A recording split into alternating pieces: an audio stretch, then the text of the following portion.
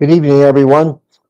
Thank you for taking time out of your busy lives to join us on our. I'm Danny Hozak. I'm the president of the Wild Rose Loyalty Coalition and the chairman of the Economic Education Association.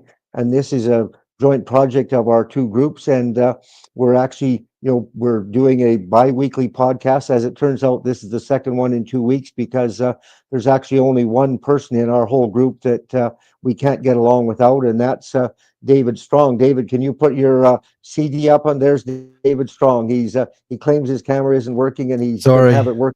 So, yeah, that's good. Thank you, David. I just want to thank you very much for making this happen because, as I was saying, like we couldn't make it happen without you. And as you know, you've been a tireless supporter of both our Wild Rose projects and our economic group, and we thank you for all that work. And so, thank you for that. And you're going to be gone for a couple of weeks, so we're popping this one. It's going to be a special municipal edition of our podcast, and tonight we have three, maybe four, good supporters of our association and good supporters of the Alberta independence movement that are running for council around the province. And David, if you could just pop them up on the screen, we're going to talk to them in order. So we have Maggie, who's running in Lethbridge. We have Paul Brake, who's running in Edmonton, and Pam Henson, who's running in Beaumont. And so without further ado, I'm just going to go around the circle. We'll go ladies first, and Maggie, just take a couple of minutes and introduce yourselves to our supporters and our followers, and tell us why you're interested in running for council in Lethbridge. Sure. Good evening, everyone. My name is Margaret Matulic. Please feel free to call me Maggie. I am excited to be part of the everyday citizen who is stepping up and speaking up to assist in this shift of people over politics and over politicians, always and in all ways. And I believe firmly that real change, and I mean real, significant, palpable change, happens at the grassroots level. And that's why I'm here. COVID was the wake-up call for me, and I realized that government is by far too influential in our basic lives and freedoms.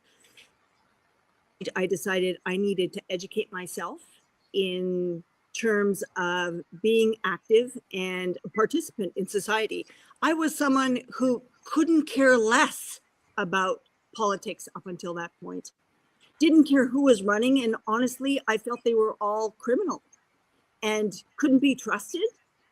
But at this point, I realized if I don't do something now, then who will and when? So that's why I'm stepping up. I'm running for council here in Lethbridge, and I am excited to bring change. Positive, significant, lasting change. Thank you. Thank you, Maggie. I wish I lived in Lethbridge so I could vote for you, but in any event, we'll do our best to see that you end up being one of the new councillors. Pam Henson, running in Beaumont. Tell us about yourself. Hi, I'm Pam Henson. I have lived in Beaumont since 1980.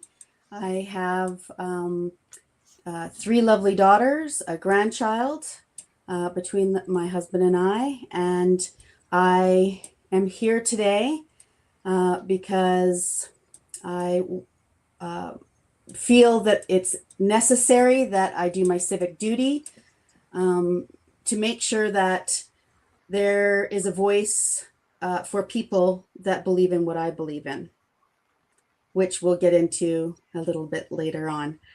But that is basically why I'm here. I need to be able to help the people in my community. And my biggest item on my plate is the fact that we need 24/7 real recall to make sure that people can have the power and basically get rid of people that don't do their duties to the municipal, the town of Beaumont. Thank you. Thank you, Pam. Yes, I mean, our Wild Rose leader, Paul Himon, has made a real believer out of me in recall.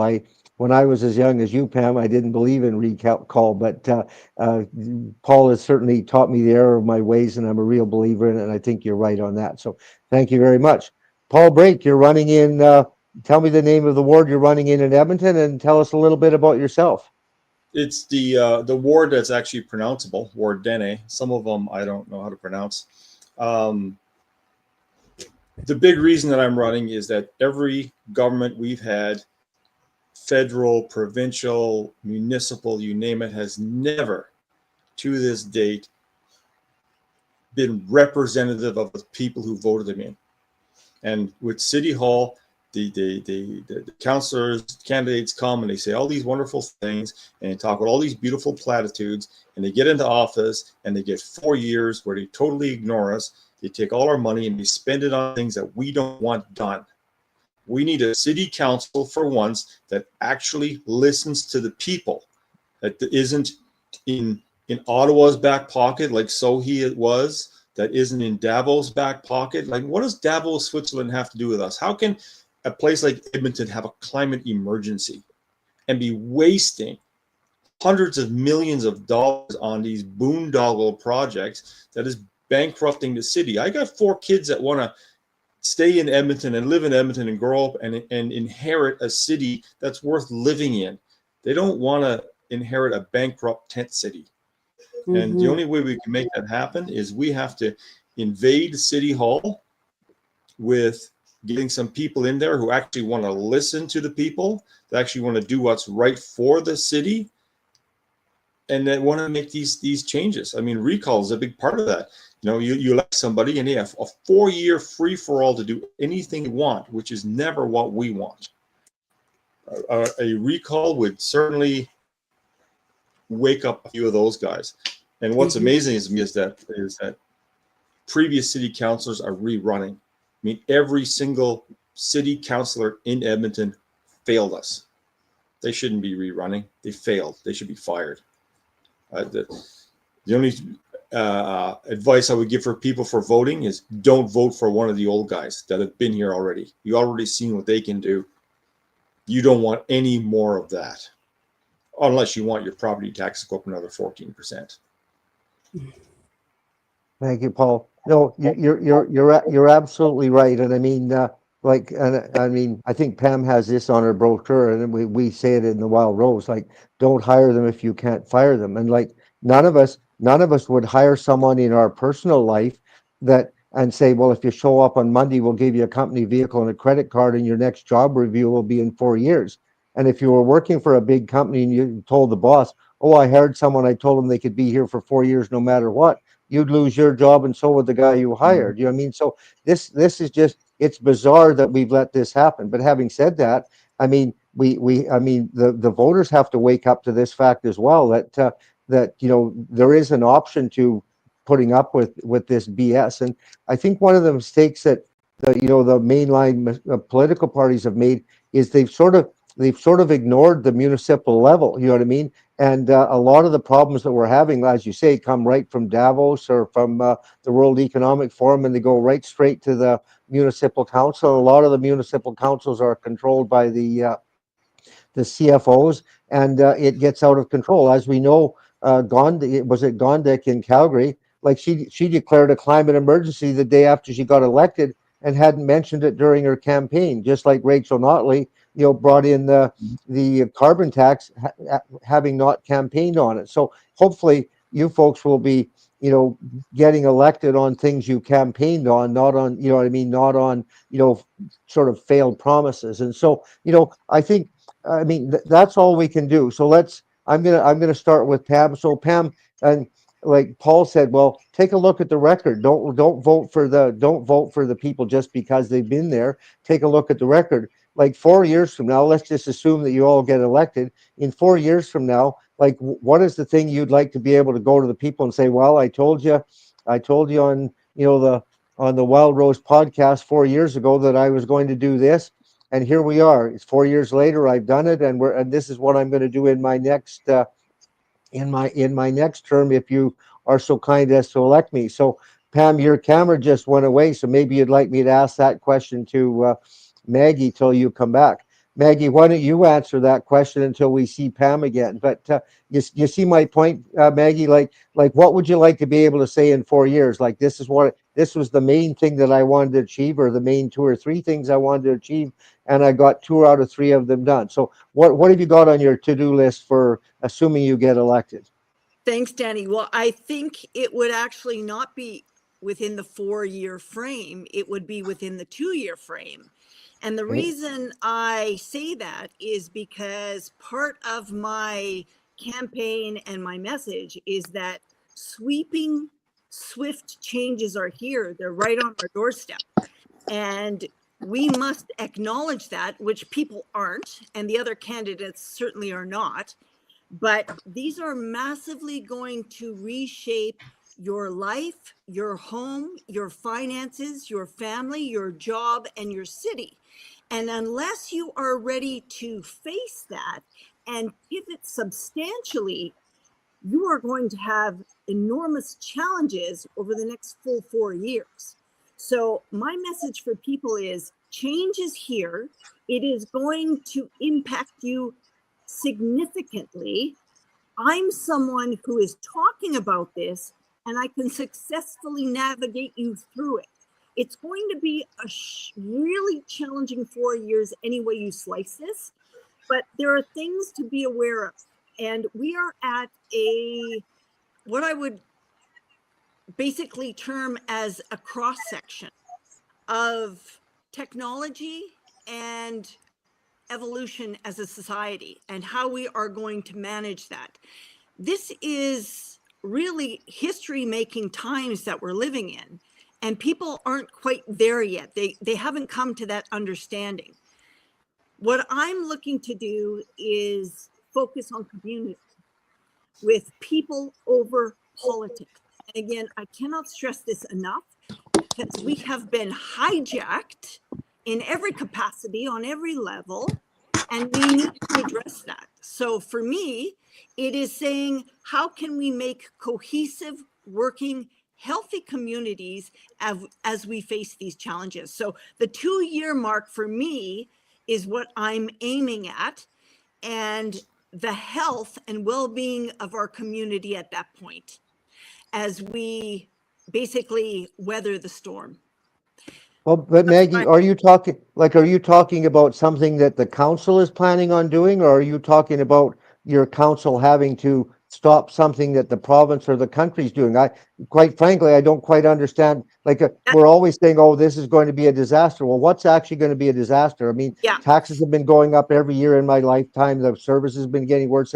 But I mean, the world doesn't actually end usually. So what are you predicting is going to end it? Like, what's all of a sudden going to end it? And what are you going to do to keep that from happening? Thanks, Danny. Essentially what we're moving is, from the 80s, we have been moving towards globalization, a one world government. And here in Lethbridge, we have adopted UN policies for smart cities. And basically what I'm saying is that now, as people have woken up, and COVID 2020 has been a real instigator of this, waking people up to the fact that no, we are not going along with the program. We are moving from globalization to deglobalization. We want our own policies. We wish to govern ourselves, and we wish to put people above politics. So in Good. terms Yeah. of taxation, taxes would not increase. Increase of taxes is a failure of government. They cannot manage finance. They cannot manage services. And this we're seeing, of course, taxes go up, services and infrastructure fail, they go down. Okay, fair enough. Okay, let's give Pam a chance to, now that Pam is back, would you like to weigh in on that? What would you call a success? Oh, you can use 2 years or 4 years, Pam, but like, what are your short-term goals? What are your long-term goals? And where are you at on what Maggie's talking about? I think we all agree we basically, our municipalities have been infiltrated by, the World Economic Forum, and it's going to take somebody from the outside to shake it up and stop it. So go ahead, Pam. Well, I think it's going to be a lot of work, but I'm ready for it. And we just have to keep checking out the bylaws. We have to stop the massive spending that they're doing through all of the policies that come from, you know, all levels down to the municipal level. And I truly believe it's going to be easier to do, because in my town, it only takes me 5 minutes to go to city council. And if the council, if I do get elected and I'm with the other the other 5 councillors and the new mayor, I truly believe that through the recall pledge that I'm going to sign and challenge everybody else that is running for councillor and mayor to sign, then there's going to be that accountability that we haven't had for a really long time. So I really truly believe that that will help, you know, make things faster, at a faster pace, to make things better for the citizens of Beaumont. Thank you. Paul, do you want to chime in on that from your perspective? Yeah, the first thing we need to do is we need to get control of the purse strings. Money is just flowing out, and they're raising taxes, and they'll blame everything. They'll blame immigration. They'll blame everything. But the fact is that in Edmonton, the spending since the year 2000 has gone up by 36% more than the population. So their spending is insane. Edmonton doesn't even have a functioning fraud risk management system. Now we talk about, you know, getting control and management. Most of these people who are running, I mean, Edmonton is the 5th largest city in Canada, 1.5 million people, and a city council is the board of directors. Have any of those people ever run a big business? Do they know what's involved? Well, they mustn't, because they failed miserably since day one. You know, every time I've been brought into a large company, and I've run quite a few, they always say, you know, reduce costs. Like I went with one company, it was a Western engineering manager for a few years, and I was able to reduce the cost per district for maintenance by $100,000 per year while increasing the services. The problem is nobody treats this money like it matters. They just rake it in and they just blow it on all their buddies. We don't have a fraud risk management plan. I haven't worked for a company, you know, any bigger than a mom pop shop that didn't have one. And here, the 5th largest city in Canada doesn't. Why?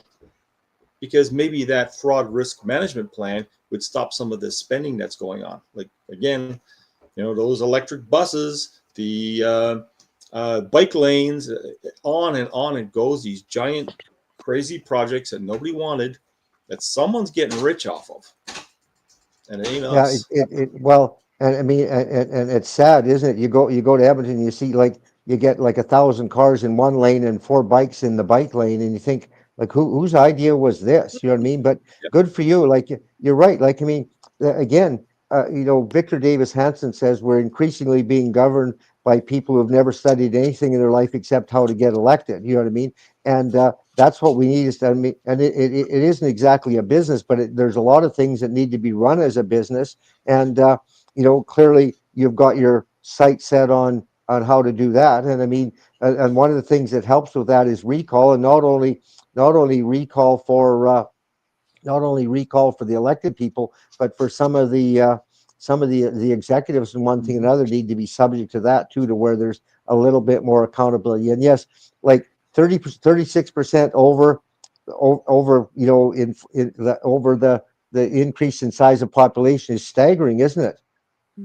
Yeah, and that's why, like, if we could reduce the budget by 10% per year for 4 years, we would get it back down to where the spending matched Edmonton spending in the year 2000, and Edmonton was a pretty fine city in the year 2000. Yes. So there's nothing wrong with the way it was. Let's get it back to there. And when you talk about recall, one of the big things in recall is transparency. Like, if you don't know what the person is doing, how can you say, oh, we should recall or not?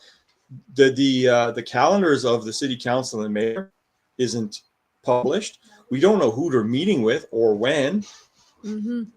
Like what's going? They're doing all this in private. Like I mean, if you were running a company and you hired a bunch of guys and they were having all these private meetings in the back rooms and not telling you what was going on, and they were taking money out of the till and spending it out the back door and not telling you where it was spending, you wouldn't take too long before you fired them.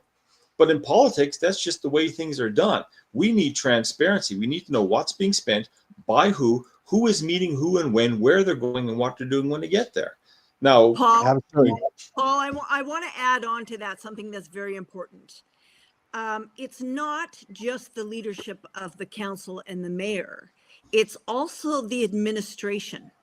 Yeah. And again, Oh, I am so keen on having limits for administration and for leadership. Maximum 8 years, you're in, you're out. Because what it does is fester a status quo. And it is comfortable and compliant and complacent. We don't need that. We need a full, clean house. yeah. And when you talk about, Yeah.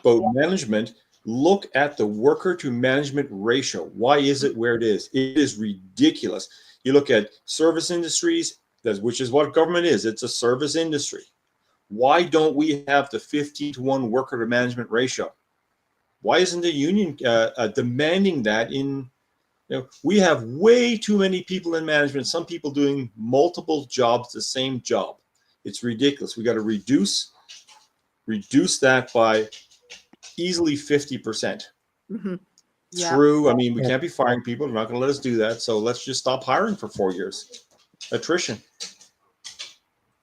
Exactly. Like I think it was 2012. I was a Wild Rose Canada, but we were looking at Alberta Health Services, and I think Alberta Health Services had one bureaucrat for every 1,200 people in Alberta, and Germany had one bureaucrat for every 12,000 people. You know what I mean? And that it's all through it's at the municipal level. It's Alberta Health Service. I'm sure it's the same at the provincial level, and we've been blessed with enough revenue to sort of make it work, but it's getting worse and worse and worse, and it gets harder and harder to get it under control, doesn't it?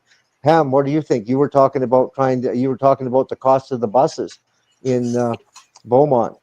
Yeah, the cost of the buses, the first thing I did was look at the budget before I, decided that I wanted to run.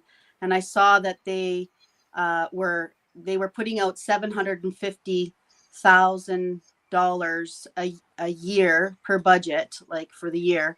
And then they were only bringing in 120,000 of income.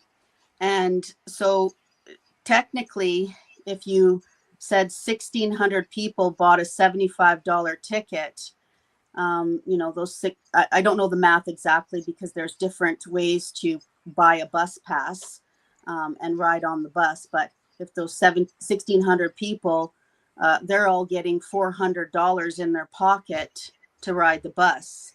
And I don't think that's fair to the population. They have supposedly, I don't know for sure, but I know they have the one bus that runs in and out of Beaumont. And apparently people say that there's not too many people riding the bus. And I have on occasions saw that there's not too many running the bus. Now, they went from town status to city status. And I think that was in 2019. And then in 2021, they made it a full-time mayor position. So I think they're just trying to keep up with maybe the city of Edmonton and trying to make us look like a city when we're actually not really running like a city. So we need to clean things up, and either we are or we aren't, but we need to look at a lot of issues that we have. I know that you have more control over your borders. It's been said to me that that's why, city status is good, but we need to look at the pros and the cons of this. So Yeah, it doesn't seem to make much sense to spend 750,000 and have $100 some $1,000 in revenue. Do we still have any electric buses running in Edmonton, Paul, or have they parked them from all? what I've heard, I haven't seen any. From what I've heard, of course, they ordered them from their buddies because that's how it goes. Their buddy's company went bankrupt because that's how that always goes. And the buses are sitting in a lot somewhere, broken down, and they can't even get parts to fix them. Whoa. Another Amarjeet Sohi win. Yeah, isn't that it? I mean, it would be funny if it weren't so sad. You know what I mean? But in any event, okay. So obviously, like I mean, if you folks get elected, you're going to have to, you're going to have to be tough enough to stand. There's going to be some people on council that disagree with you, and how do you go about convincing them that they should, be more responsible? Do you think if they have some good leadership from you, you can convince them to, come to your side and actually get on the team and make something happen? It always surprises and disappoints me how so many people get into politics with all the greatest of ideas to get things under control, and next thing they're saying, well, that's sort of the way you have to do it. Like, I don't know how that happens. What do you think, Maggie? Well, I think civil communication and cooperation is paramount, quite frankly. Without that, everything breaks down. And I think the way to do this is it's okay to disagree, but ultimately, who's left holding the bag? And at this point, it's always the taxpayers. There is no repercussion. There is no consequence for anyone in a leadership position. They walk away at the end of their term scot-free, and that's it. And it's left to the new team to pick up and stride forward. So for me, I think, and this is a perfect segue into recall, that's the way you need to deal with this. Is there has to be a hard and fast consequence to people who are just not pulling it.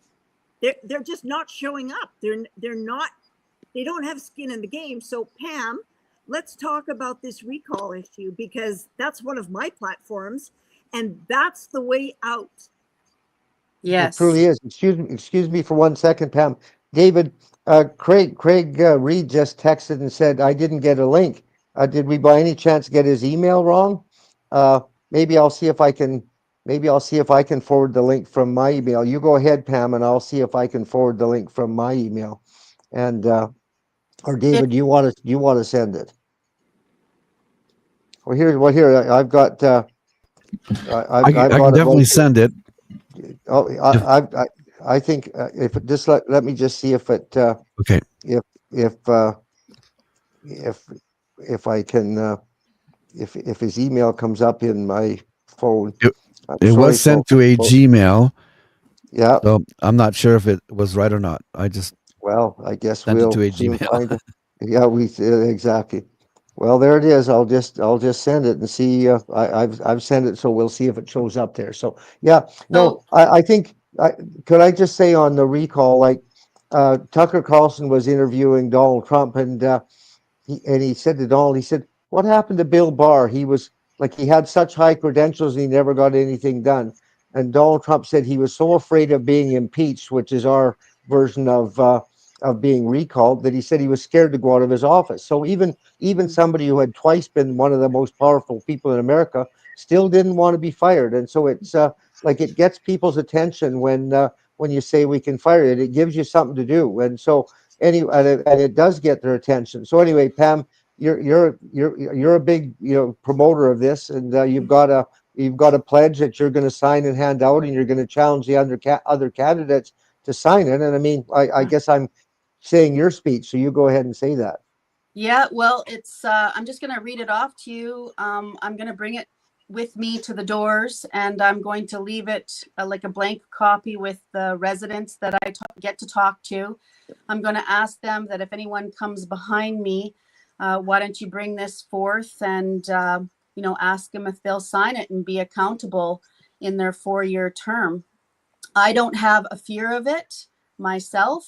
That's why I'll sign it wholeheartedly, because I feel that I'm going to give it my 100%. I'm going to make sure that people know what we're doing, and they'll be able to contact us because we'll answer the phone.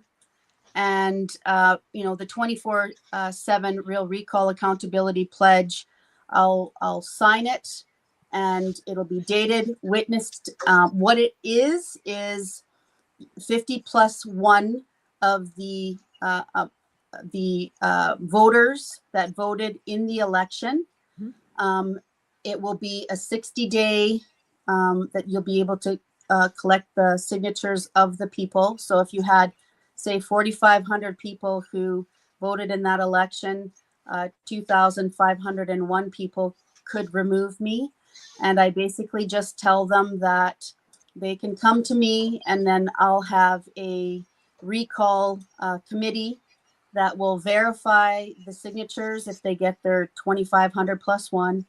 And if they get to remove me, then, I mean, that's the power to the people. If they don't, they can't use the same issue again on me, but they could do it again. And that's what the 24/7 is.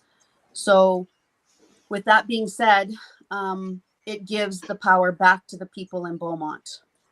Well, the other thing that it does do, you're right, it gives the power back to them.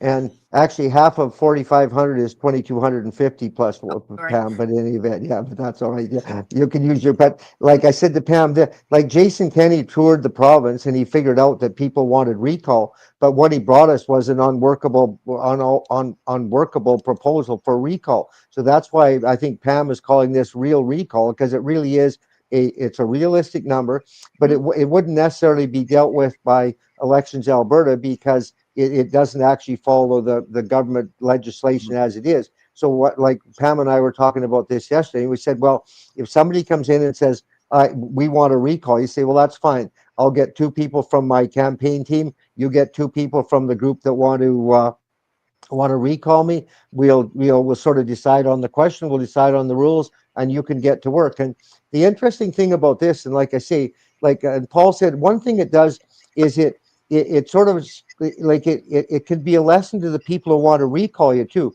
Because let's just say, Paul, that like you go in, you get elected, you say, I want to reduce spending by 10% a year for 4 years. And they say, oh, we're not putting up with that. We're going to try and recall them. So then they start, they decide to recall you, and they start going door to door and say, oh, he wants to reduce spending so our taxes go down. Would you mind signing our petition so we can recall him? We'll say, no, I don't think I want to sign that. No. And so after they've door knocked for a week or two and haven't got anybody that wanted to sign it, they all of a sudden say, maybe there's a lot more people that like the 10% reduction than we thought. Maybe we should shut up unless he changes it to 20%. You see what I mean? And you want to comment on that, Paul? Like, I think I wouldn't be afraid of it either, because if you really believe in what you're saying, you should be able to get out and defend it. And the people who are against you, they have to go out, they have to knock on the same doors as you did and talk to the same taxpayers that you're trying to represent. And they'll find out in a lot of cases, the things that we're in favor of, there's a lot of support for them. So And a I don't part know of if you that want too, to chime again, in with on that, recall Paul. is the transparency. Yes. You're right about the transparency. You can say, look at the money they're spending, or where did the money go? I mean, that's a better question. Where did the money go? Yeah. And I mean, you could recall someone for, say, look, unless we know where it's going. Yeah. For And example, as well as in Edmonton, there's not automatic recording of who votes on what motion, but that should be as well. We should be able to look back at every motion that was put forth and see who voted how. Yeah, I agree. Yeah, absolutely. Like, I mean, like I can hardly believe they don't have that. Like that's almost well, it's almost like they're trying to hide something, is not, so you can't hold them accountable. Say, well, look, you voted against this. Yeah.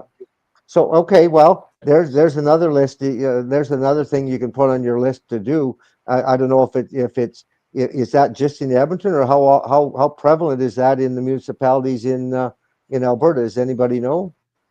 You obviously know about Edmonton, but I know, do you know in Lethbridge, Maggie, if their votes are recorded?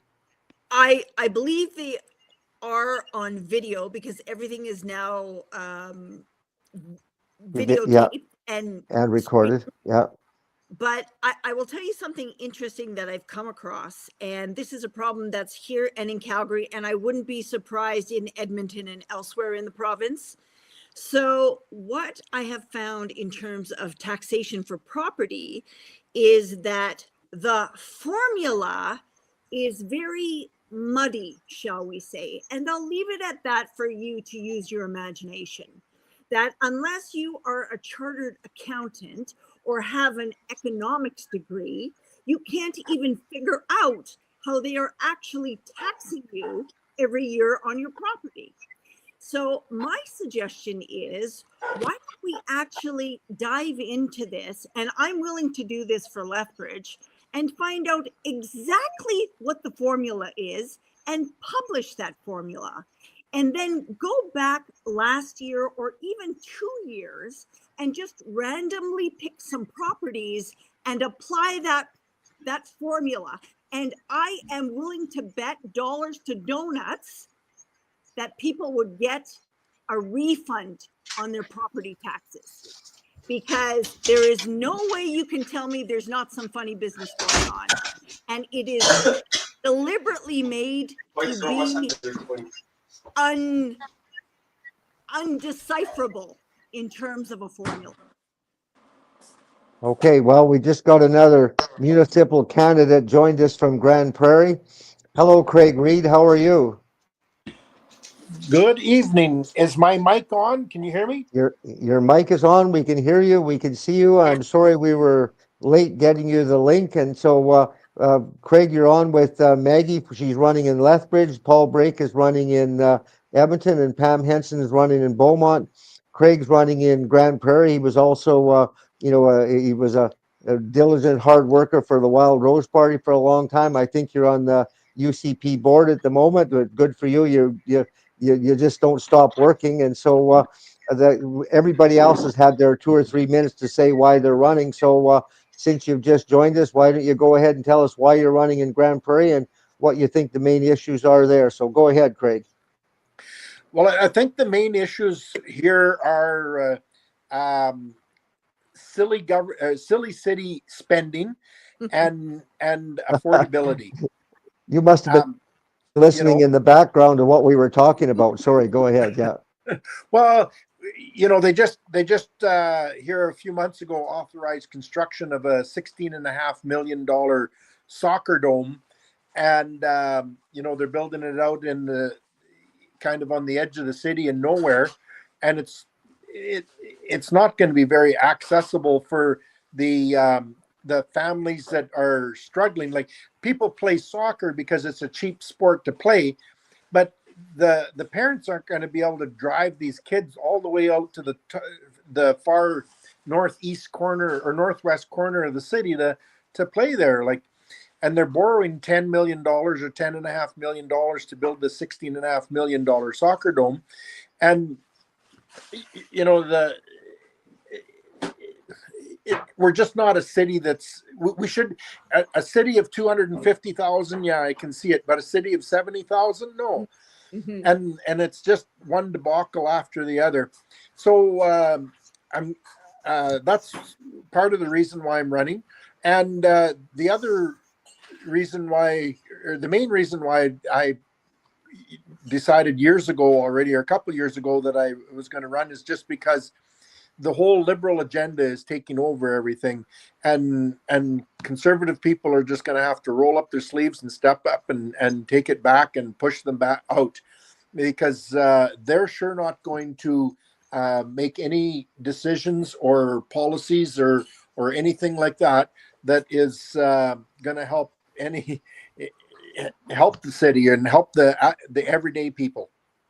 So we got to roll up our sleeves. I made an arrangement with my employer that I would, if I'm lucky to or fortunate enough to win, I'll kind of be on roll as like a half-time consultant kind of thing to the employer, and do what I can and get involved and try and turn this city around. I did make a deposition to the city back in May that we should get out. The city of Grand Prairie should get out of the FCM because it's basically ran by the ICP and ICLEI and the United Nations Sustainable Goals and all this kind of stuff. So they kind of scoffed at that or whatever and thought that was a bad idea. But if I get into if I get into council, then that's what I'll be doing, is getting out of the FCM. So I think we've got a pretty active municipal group here. We only have we have seven divisions. We only have two contested contested elections. But I think they've got a group here that's had a meeting every Monday since I think sometime in March or April, and that was one of the things that they're really high on. And I think who was the lady that was here from Ontario that was talking about getting out of ICLEI and all that stuff, you know what I mean? And I think, but a lot of these councils just, I don't know if they stumbled into it or they just thought it was a good idea, and they all feel good because they have meetings far, far away and they can just bill us to go to the meetings. And the fact that what they're doing isn't necessarily good for our cities doesn't seem to bother them. So anyway, good for you, Craig. Well, thanks. It was that Maggie Braun was the lady that was going Maggie around Braun, and doing that. She was. And the FCM used to be a good thing, you know, up until the early 2000s. It was doing what it was supposed to do. So it was supposed to be where a region, say Northern Alberta had a drought, so different municipalities and stuff could go together and lobby on the federal government for assistance for farmers and etc. And that's what the FCM was all about. But since the early 2000s, it's turned around. It got involved with the United Nations Sustainable Goals and the ICLEI thing and stuff. And so then it started turning around and being a top-down thing. And so they started pushing all this climate change agenda and you know, handing out grants to municipalities, you know, get $200,000, get $100,000, but you also have to do, you know, this green stuff or whatever, you know, well, they call it green stuff, it's garbage, but stuff. So they all kind of got, you know, eased into it, and the wool pulled over their eyes, and you know, and then as new councils come on, they were just lapping that stuff up and loving it and stuff, and it's all it's done is make life more expensive for everybody. I think that's a really important point that you make. There's a lot of these organizations that started out as really good grassroots organizations, and my friend said what happened to them was they became such good friends with big government that they're no longer any use to us. And so they started out lobbying big government, and they ended up telling us what would be good for us. And I mean, now we're saying, okay, we don't want big government, and we don't need you to tell us why big government is good. So, you know, you both have to go. So anyway, no, that's good. So, no, I assume Edmonton is part of the FCM, and is it, Paul, or do you know if they are? Or did they get out of it? Edmonton is in bed with every devil. It seems it's ridiculous. There's you talk about go green. China. There's only like three municipalities that have pulled out. Vermilion was one. That's ours. Yeah. Vermilion. And there's a couple others, I can't remember them, but that pulled out. Yeah. Go ahead, Paul. Yeah, let Paul. Yeah, go ahead, Paul. Yeah. You've got to consider we're playing all this climate stuff. China is building a brand new large coal-fired power plant every week, and they use no scrubbers whatsoever. Scrubbers, like all the pollution control that we would use.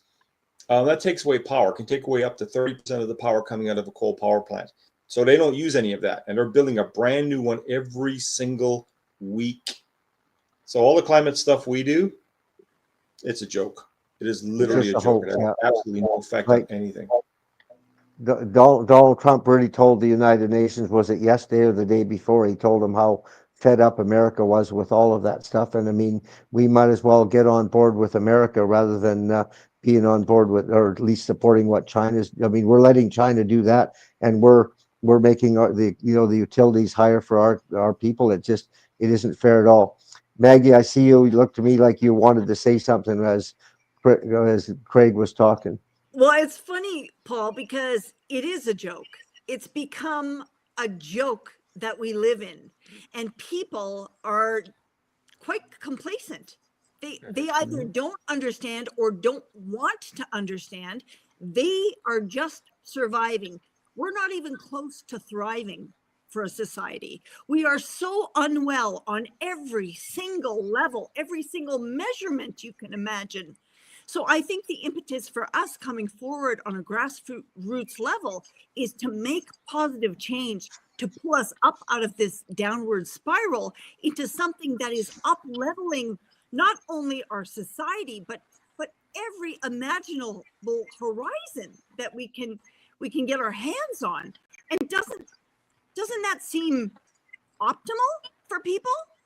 Don't you want to survive then and thrive than literally the government taking your blood, sweat, and tears from cradle to grave and taxing you? There is nothing stopping your city council from taxing you 75%. Nothing, by the way, except for pitchforks in the street. Think about that. Just think about that. There is nothing stopping them. Except because we for have people like us. There is no private property rights in Canada, because Section 9213 of the Constitution says it is the duty of the provincial government to write those laws and to date every single provincial government, whether through wanton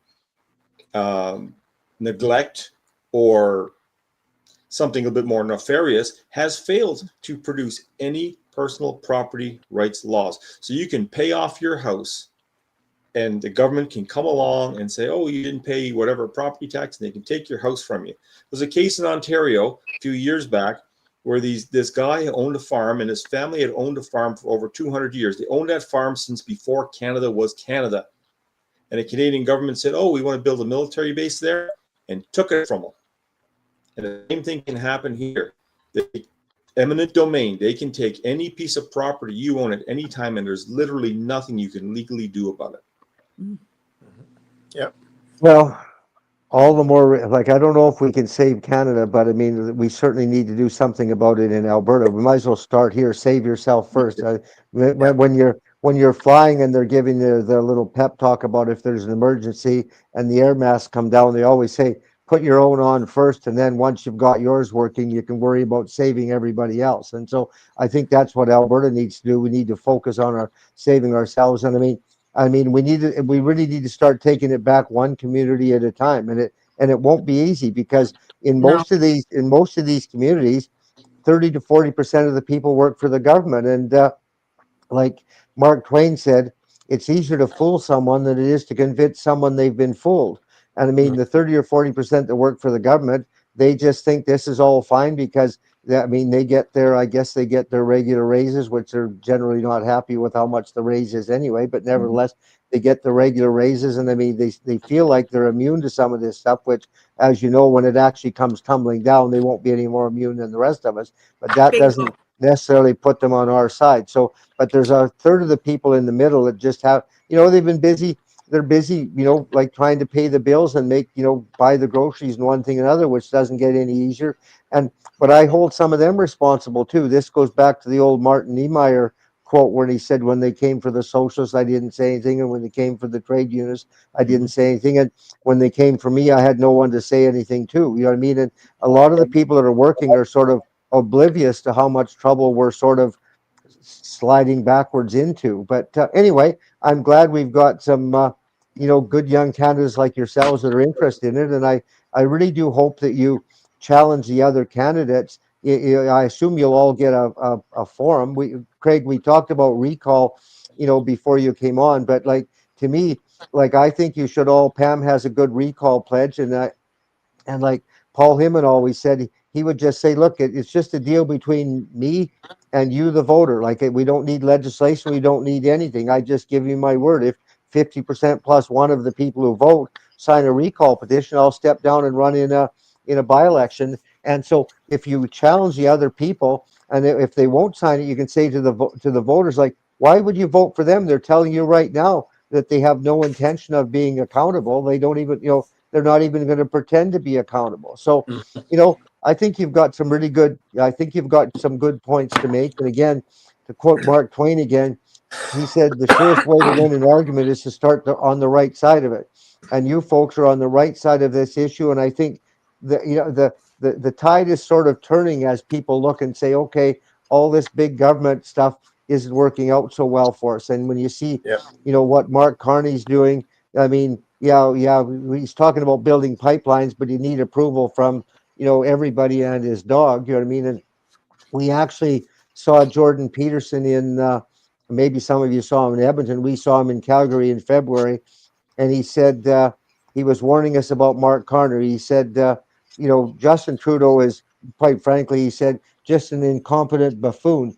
But he said Mark Carney is actually has an evil agenda. He's hook, line, and sinker. He's all in with the World Economic Forum and all this climate stuff, and he really is a threat to Alberta. But anyway, all you can do, we have to win it one election at a time, and so. I think we've had a reasonably good visit. I mean, maybe I could have had some better questions, but I guess I've given you a chance to think about what you're going to say to people.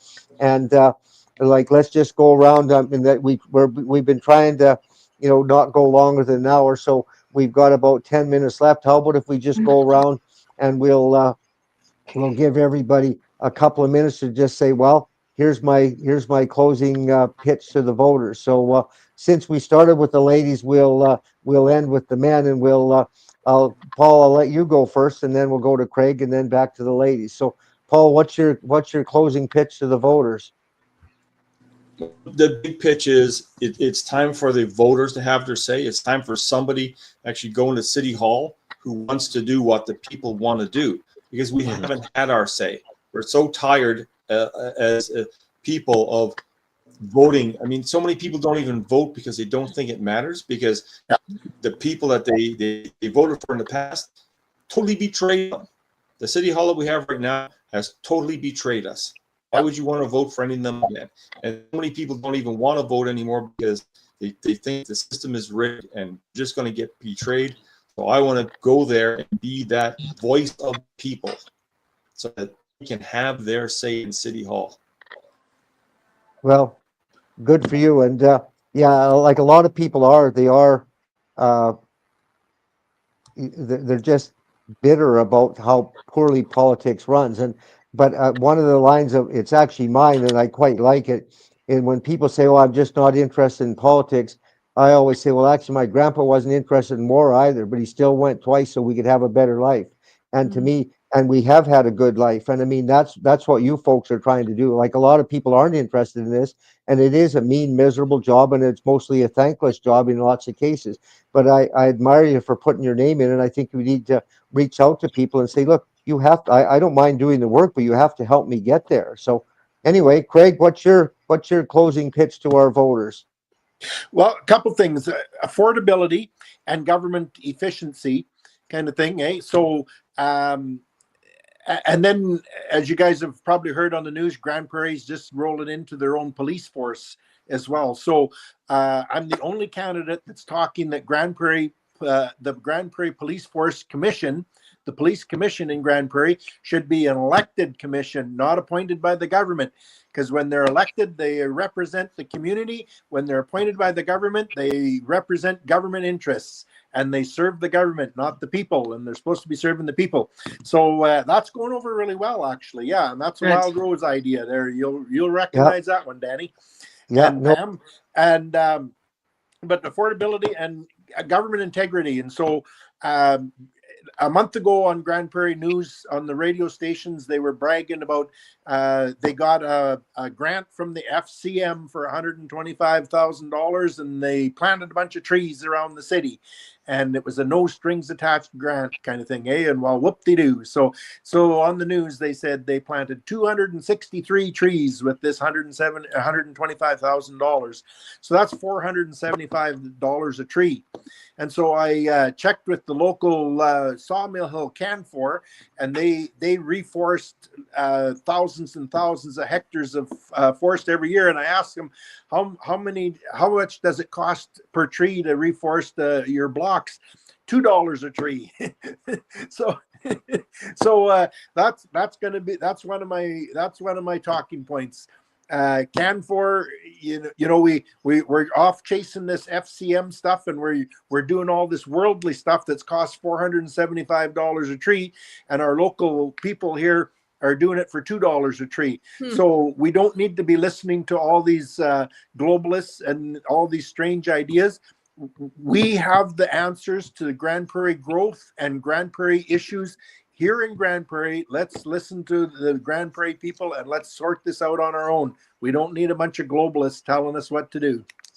And I think I talked to a dear friend who was in the RCMP, and I asked him if we had an Alberta police force, what percentage of the RCMP he thought would take. They call it a patch over, where you just go from the RCMP to the Alberta police force. And he said, "Oh, I think it'd be 50 or 60%." He called me back about a week later and said, "Oh, I've been talking to some of my friends." He said, "I think it'd be 75 or 80% that would take a patch over into the Alberta police force." And I was door knocking in the last election. I met this fellow walking down the street, and I said, "Have you got a minute to talk politics?" He said, "I do." He had a couple of nice young boys with him, and I said, "So what do you do?" And he said, "Oh, I'm an RCMP officer." And I said, "Oh," I said, "I just showed him our brochure." I said, "We want to have an Alberta police force." I said, "No disrespect to you, you folks that are doing the work. We just don't like your bosses being in Ottawa." And he said, "Neither do I." You know what I mean? And so we're on the right side of that issue as well. So good for you, Craig. Pam, what about you? Well, my last pitch to the people in Beaumont would be that I have some key beliefs and priorities myself. One, of course, being the accountability pledge 24/7, real recall, fiscal responsibility, honesty and transparency, mutual trust, communication that works, and respect for the individual freedoms, because I'm a woman on a mission. If any of those are something that you like in me, then please vote for me, Pamela Henson, for Beaumont. Mm-hmm. Good for you. And the other thing is, I assume you're all going to say it. The good news about voting for me is you'll be able to fire me if I don't do what I've said. And I mean, in all likelihood, like most of the other ones won't want to sign it. And if you can sort of get to where the voters realize that, say that you might as well at least be one of the people that's accountable. So thank you, Pam. Maggie, what say you? Well, my closing remarks are, I guess, prioritize and economize. So clean house, Lethbridge. Let's look at leadership that is truthful, transparent, and willing to step up to do the job. Obviously, we need it at this point. We are at a critical juncture. I'm going to say, please keep your community close, your family closer, and your children closest to you. Let's protect our children and our communities. Okay.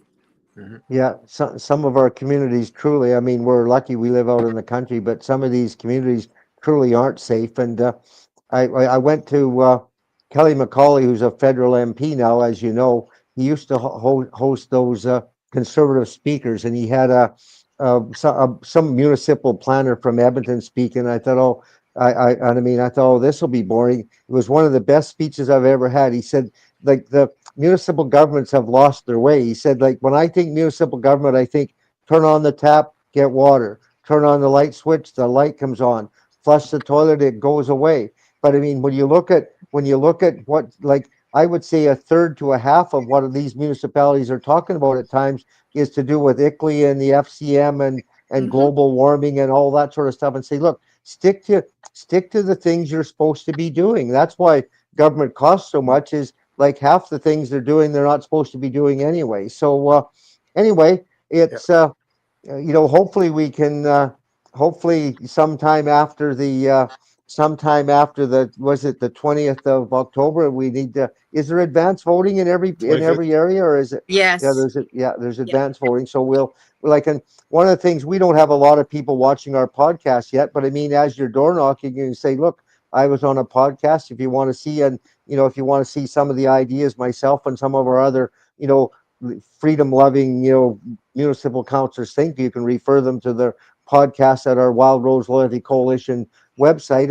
And I guess the other thing we can do is we can sort of, encourage the people, say, look, you can't just, like, it's fine to blame the politicians for not getting it done. You say, like how hard did you try to elect a better person? You know what I mean? And so anyway, you guys are on the right track, and hopefully in the month after the election, you'll all be elected, and we'll come back and we'll say, well, do you remember the promises you made? What are your priorities still the same? And is this what we're planning to do? Because go ahead, Pam. I just want to say one thing, this statement that comes from Paul. If you can't fire them, don't hire them. Yes, well, I mean, and that's but like I said, none of us would do it in our personal life. You know what I mean? And like our own municipality, I think spent 70,000 per vehicle. We've got lots of natural gas out here. We're blessed with oil and gas and one thing and another. But they spent 70,000 per vehicle, I think, converting them to natural gas. And I want to ask them, like, how many of you converted your own personal vehicle to natural gas? They would all say, well, are you kidding me? I wouldn't spend 70,000 on my $50,000 vehicle. You know what I mean? But that's what they do it so often. And that's one of the things I admire about Paul Heyman. Like, lots of people are careful with their own money, but very few people are careful with other people's money. And I hope that's one of the things you take as a challenge, is to be as careful with your own money as you are with be as careful with the government's money as you are with your own money. Because Craig, the last time we came to Grand Prairie, you helped us set up. I think we came to a barbecue you organized, and Paul got the rooms for us. We stayed, right downtown there in some sweet little hotel. I think, or motel. It was built in the 50s. I think the rooms cost $35 a night or something, but the beds were clean and the water was hot, and it was a lovely spot. But I haven't stayed in a cheaper hotel in 40 years, and we stayed there, and just because Paul looked around and took the time to find it. You know what I mean? So anyway, good. Well, thanks for taking time to be with us, and I wish you well in your campaign. And if you have any, I'm just, in my humble opinion, I'm a wealth of relatively useless information. But if you'd like me to share any of it with you, or if you need any help or thinking through issues as you're trying to campaign or figure out how to get the vote out or whatever, feel free to call if you think there's anything I can help you with. And with that, we'll just thank you all for being here, and we'll hope your campaigns go well. I guess, what have you got? Basically 20 days left, 22 days till vote. 3 weeks. Yeah, 3 weeks. Well, you can get a lot done in 3 weeks. I mean, it takes time, but I mean, I assume every community will have is there candidate forums does everybody know? Or, yeah, everybody will have a candidate forum. Well, I think I think you should all do as Pam does, get that pledge, sign it, and in the forums, you should challenge the other candidates to sign it, right, and say, look, I've got some blank forms, put your name on it and sign it right here. Because I mean, even if you can get a few of the candidates to sign the recall pledge, you've actually opened the door to improving things. And like, there's no point recalling someone unless you've got someone who's prepared to run against them. But if you can get a few of these people to sign the recall pledge, and then they aren't doing the job, well, then you can go and start, collecting the signatures to recall them, which will introduce you to the voters. If you get them recalled, well, then you can run against them, and you would have a good chance of getting elected after you recalled someone, if in the event that you don't get elected. So anyway, I appreciate you taking the time to visit with us. We'll have this up on the website, and hopefully, if there's anything that you've said that you want to refer people to, you can direct them to the website to look at it. So I'll thank you for being here, and we'll just say good night for now and wish you all well in your campaigns. Okay. Yeah. Thank you, very Danny. much. Yeah. Thank you. Good night, everyone. Good luck. Thank you, folks, for listening. And you can, if you live in any of those 4 areas, or if you know anyone who lives in Lethbridge or Grand Prairie or Edmonton or Beaumont, please consider supporting these people, because it isn't just up to the few of us that are involved in politics to make this happen. I think one of the reasons that we're in the mess we're in is that too many people have just thought, well, everything's good, we'll be all right. But increasingly we're in a lot of difficulty with the way our governments are handling our, everything from the economy to the way they spend the money to the liabilities that they're taking on our behalf. So, think about supporting these people. Take a look at, even if it's not these candidates. If you're watching this, there's going to be a municipal election in a lot of areas in Alberta. So find out who's running for your council. Talk to them about signing the recall pledge, and then you'll have somebody that you can work with, somebody that you can hold accountable. And so anyway, thank you very much. We're, as I said at the start of the day, at the start of the podcast, our friend, the only person who we can't do this podcast without is David Strong. He's going away for a couple of weeks, so our next podcast will be sometime after the 12th of October. So thanks for joining us tonight. If you'd like to, if you have any questions, if you have any suggestions of somebody we should have on our podcast, you can send them to info@wildroseloyaltycoalition.com, I think, or you could send them to my email is dhozak@gmail.com. And if you'd like to send a few dollars to our economic group or to the Wild Rose Loyalty Coalition, we wouldn't turn that down either. So thank you for joining us. Have a nice evening. And, I guess happy Thanksgiving. It'll be here before we know it. Oh, just one last thing before I go. If you look just behind me, we've got two books up on my bookshelf. One is Time to Leave, written by Michael Wagner, and the other is The Sovereignist Handbook, written by Corey Morgan. If you're really hell bent on independence, these are books that you should read. It's only 75 days or 85, 90 days till Christmas, and these would make a good birthday or a good Christmas present. Michael Wagner also has another book that's sort of the prelude to Time to Leave, which was called No Other Option, where he very, he does a really nice job of explaining all the, well, what about this? What about that? He answers all the what abouts in his No Other Option book. And in his Time to Leave book, he said, okay, we have to get serious about leaving. And, we need the Alberta Prosperity Project is working its way through, getting the signature, getting the question approved. And then they'll be looking for all of us to try and get the signatures so we can force a referendum on independence sometime next year. So please stay tuned. We will try to keep you informed as we work towards, collecting the signatures, winning a referendum, and then having an independent country called Alberta. So thanks for joining us. We look forward to talking to you in a few weeks. Thank you and good night.